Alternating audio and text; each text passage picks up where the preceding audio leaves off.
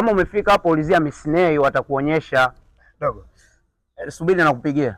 Niambie. Kwema? Kwema. Karibu. Asante sana mdogo wangu. Unajua kulingana na umri ambao ninao kuna vitu ambavyo vinanitatiza sasa. Sisi hapo unajua ubongo wa kitambo sana. Hujaupdate wa kitambo sana. Nyuma dogo sisi ni majenzi, ubongo wenu uko chap chap. Ni kweli shehe, ni kweli. Mnatumia AI na nini na vitu kama hivyo. Sasa kuna jambo hapa linanitatiza. Jambo gani? Unajua nisimame bwana. Hapo ukisimama sasa sio usimame tena. Alafu kumbe na mimi ni mrefu. Acha pumbavu wako wewe. Huwezi kunizidi mimi nikisimama. Jambo gani shehe? Sasa sikiliza dogo. Mwezi huu ni mtukufu na ni mwezi wa Ramadhani na nini afu na Kwaresma. Ndio tumeingia hivyo, si ndio? Sasa mimi ili jambo kwa kweli nisio mnafiki bwana. Ni moto tushirikishane kama wanaume. Ni kweli kabisa. Una binti ambaye mmesumbuana sana kuanzia Januari na nini na kila kitu. Sasa leo mtu anakusumbua sasa kamshambulie.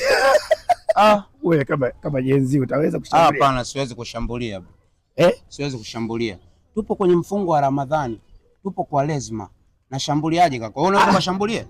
Mimi siwezi. Ndio maana nikasema nikushirikishe na mdogo wangu. Na pengine wewe utaweza kushambulia. Mimi siwezi kushambulia bro. Lazima tuheshimu, kuna dini pia, yani kuna maisha ya kawaida alafu kuna dini. Sasa kama wewe huwezi kushambulia, mimi nashambulia vipi? Lakini sasa nimekusumbua kwa muda mrefu sasa. Tangu mwaka jana. Hata kama kaka, kuna Mungu.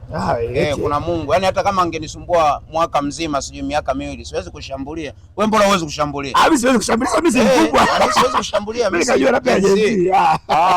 Nikajua jenzi mnaoga mna vitamaa fulani, mna uchu wa kale. Siwezi kushambulia kaka. Basi ni laana hiyo. Ni laana kweli. Sema sikia, mambo yasiyo mengine. Wewe huu mwezi wa Ramadhani, huu mwezi wa Kwaresma.